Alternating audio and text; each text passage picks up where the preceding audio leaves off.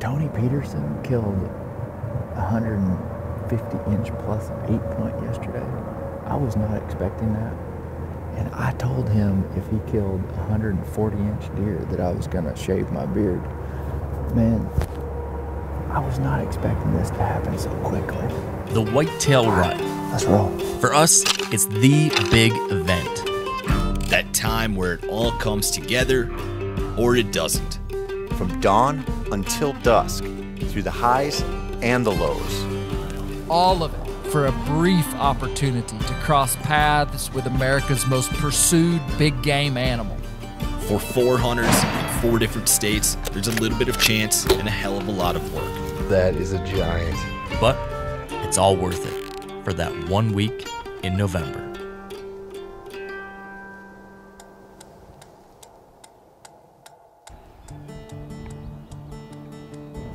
The boys are texting like crazy. Spencer's set up. Clay, I think, is sitting where he was sitting yesterday. Mark is sitting where he was sitting yesterday. Gotta hunker down, see what happens. But I know Clay is already starting to kind of second guess his plan. One of the hardest parts of the rut for me is overthinking stuff and always thinking that you need to be somewhere else. He's hunting a really big deer down in Arkansas, a really big one, but he's kind of living off of trail camera intel, and I think he's limited to really small spots from what he just texted me. And so he's already second guessing it, like, did I burn this out? Should I get out of here? Should I volume hunt this and see if I can get on this buck? And so we're kind of giving him a little moral support, because I've seen this second guessing and this self-doubt creep in, and it's a bad one, because then you make dumb decisions. Every time you come into a spot, you're using some equity that you have here because you're educating a few deer.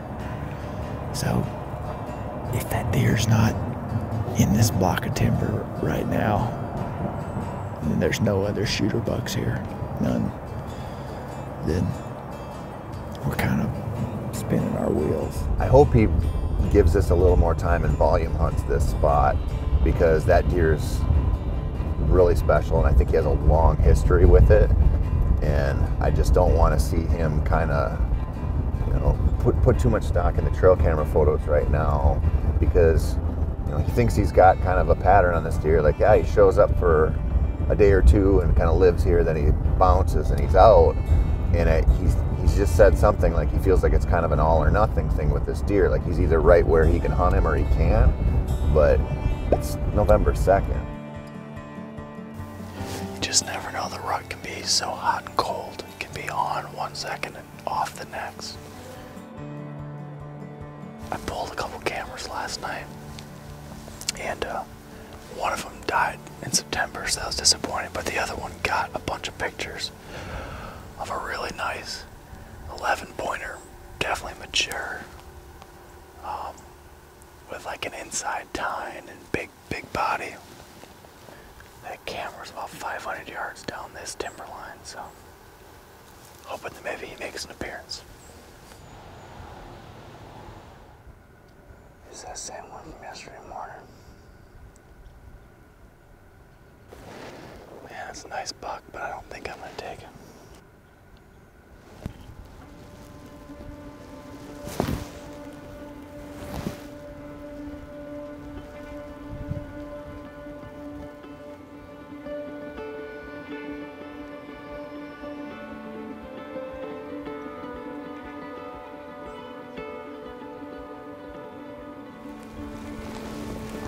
He's awfully tempting.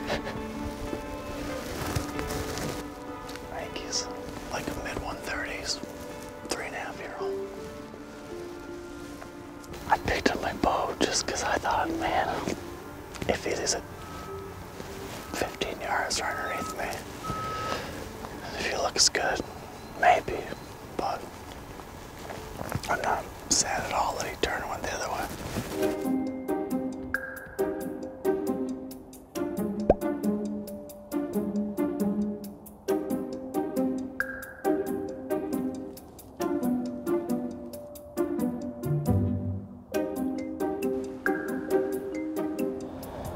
It was kind of a eyes closed swing coming in here this morning, having never seen this in person. But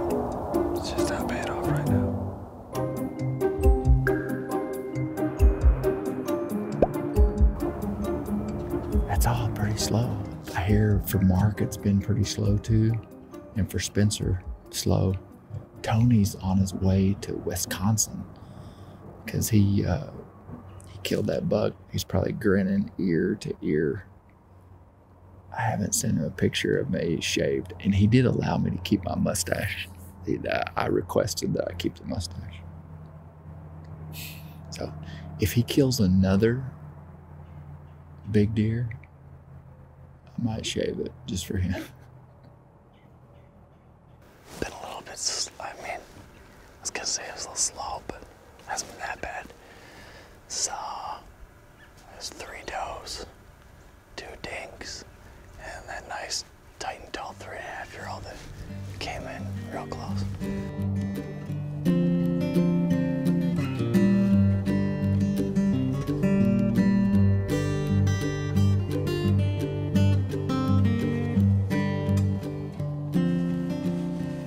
It is 9:30. Haven't seen a single deer this morning. So I'm getting a little bit restless, sitting on the cold ground. And I know Clay is starting to feel the same way.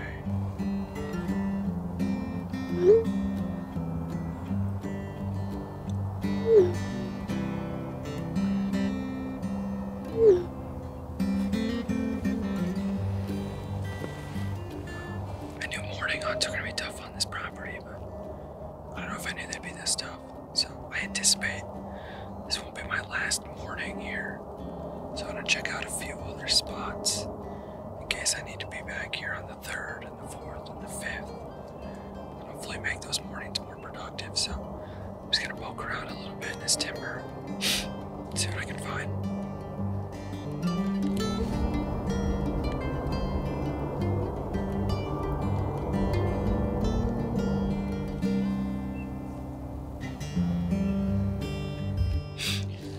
When you hunt a property with a lot of livestock, it can be hard to decipher deer sign from cattle sign, but this is like the first scrape I've seen on the property. So, at the very least, that's encouraging. I'm sure there's 1,000 more, but they tend to get covered up by cattle. So I'm excited to at least see this and feel like getting closer to being in the right spot.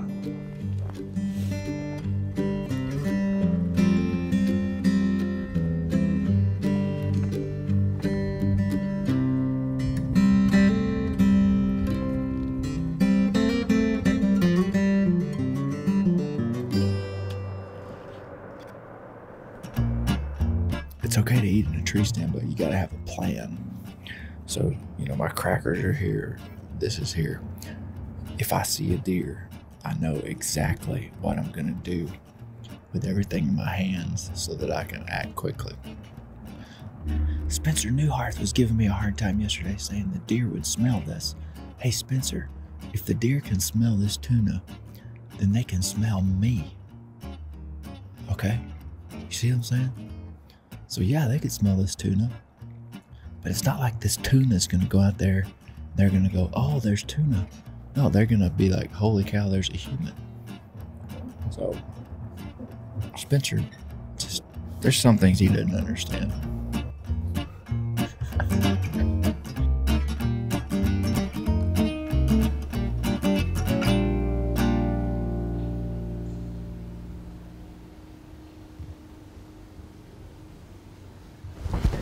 As I'm sitting here, I'm just thinking about how, so many people think about coming to Iowa and they assume that you gotta go with an outfitter or you need to have a big expensive lease.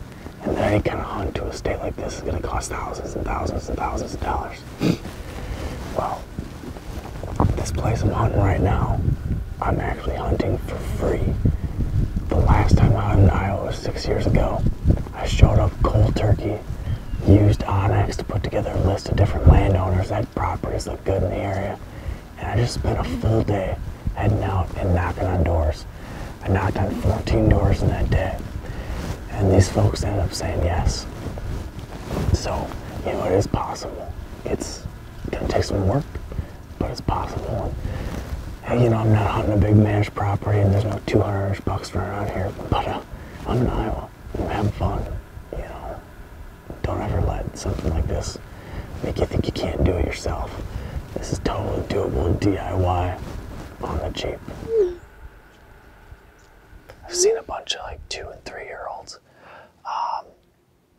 That's enough to tell me that it's probably worth shifting over to the other property I have permission on. Because that one has multiple mature bucks, like 3, 4, maybe more mature bucks that have been popping through there on a relatively consistent basis.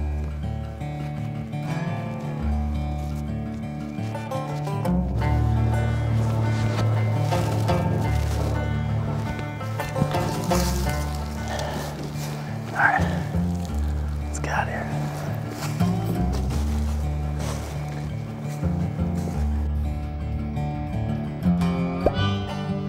Just getting in now to set up, and then the plan is if I don't shoot one tonight, I'm going right back in there tomorrow. Tomorrow's supposed to be like 24 degrees, which is maybe the coldest morning they've had down here yet this fall, and it should just start going. So tonight's kind of a exploratory mission to set up for tomorrow, because I think tomorrow's going to be on fire.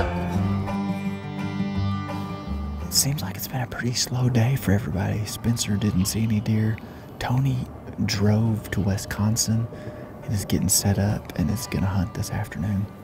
Mark saw a couple small deer and, well, small for Mark, Kenyon. All right, we'll pack up, pull the camera that's down this farm road, and then move on to another farm and figure out what's going on over there. And hopefully Spencer's done looking at rocks and focused on deer hunting too, because I'm sick of being the only deer hunter out here.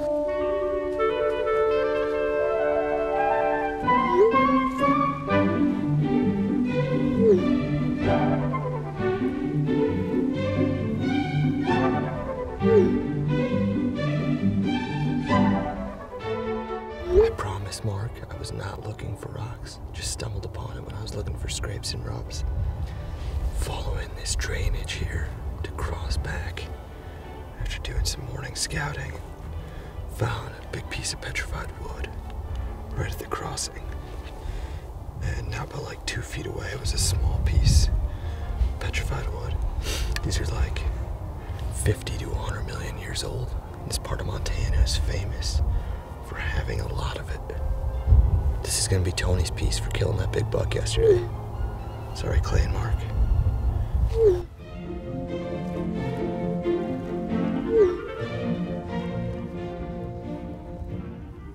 The downside of this stand is facing right into the sun and where I think they're most likely to come from. So I gotta throw some face paint on. Totally dry on the inside, so that sucks. This first week in November, because it's such a special time and deer are doing stuff they don't usually do, I find that to be mentally challenging, because if where I'm sitting I'm not seeing activity, I'm thinking, man, that big buck's on his feet somewhere, I should be somewhere different. So sometimes something's so good it throws your mind off. So that's my biggest thing.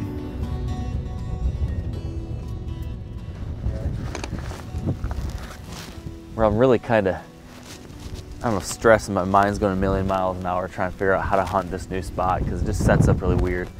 I started walking and I realized I forgot my grunt tube back of the truck, and forgot my pull rope back of the truck. And then I realized I forgot my binoculars and my rangefinder in the truck. I forgot my knee pads in the truck. And I forgot my frickin' saddle, the thing that gets me in the tree in the truck. I forgot like 50% of the stuff I need to effectively do a hunt. So I gotta get my head right. So this spot that I want to go to is kind of like high risk, high reward. It's got a few things going for it that make it really good this time of year. It's this hub of several draws all coming together, kind of like what I was hunting the last day and a half. And my buddy and I have got some cameras in here. They've been sending a lot of pictures of good bucks. They're frequently using this corner. Problem with it is that it's steep-sided and hard to get to, and it's just gonna be very tricky to figure out how to hunt it effectively with the wind and how to access it without spooking deer.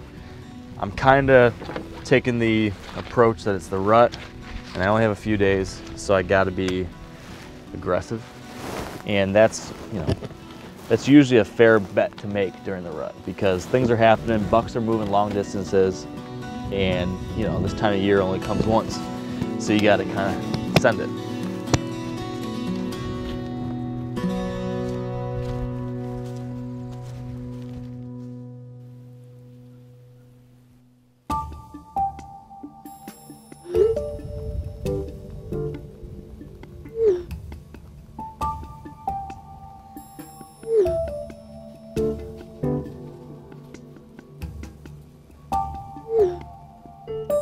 So, Tony, who just left Minnesota and got to Wisconsin, said he's been in a tree for 10 minutes today, and he's already seen 5 deer.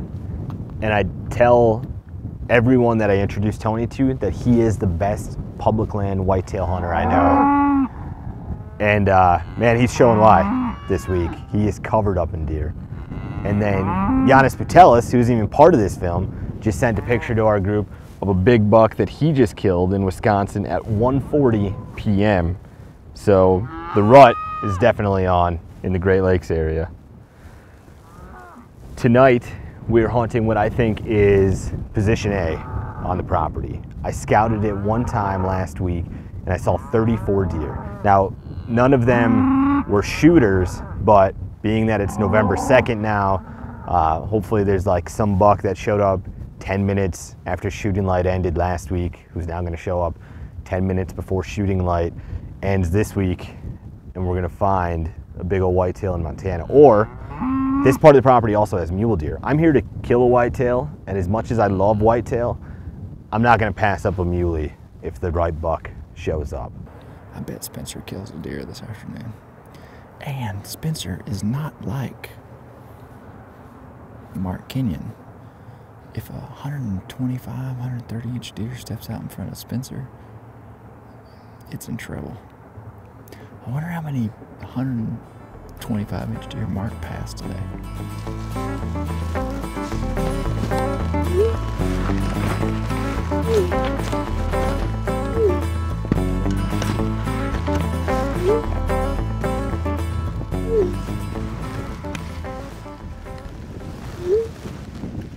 So this spot, me and my buddy have had 3 or 4 cameras out on it, and over the course of the last month or 2, there's been probably 5 or 6, maybe more mature bucks on here. There was a 170 glass buck. There were several like 140, 150 type bucks, a bunch of like 120 to 130s. This is a really cool buck, like a big 8-pointer with stickers all over his brow tines.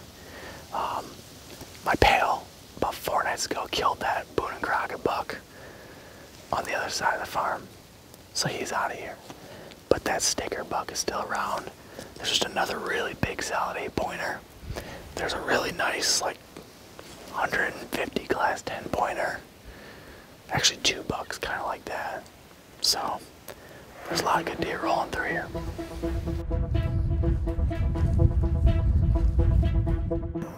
Been sitting all day. Hadn't seen a deer since noon. The weather's incredible. There's a front coming in. So, yeah, just one of those days, man. Pretty uneventful. We've been sitting down for like 2 minutes. Our whitetails just got into the field. I don't know what's going on with the other guys. I know Spencer's seen a pile of deer. Mark kind of went radio silent on us. Clay doesn't seem like he's got much going on right now. But it's the last good bit of shooting light for everybody, so something could happen. These does are starting to get close, by the way.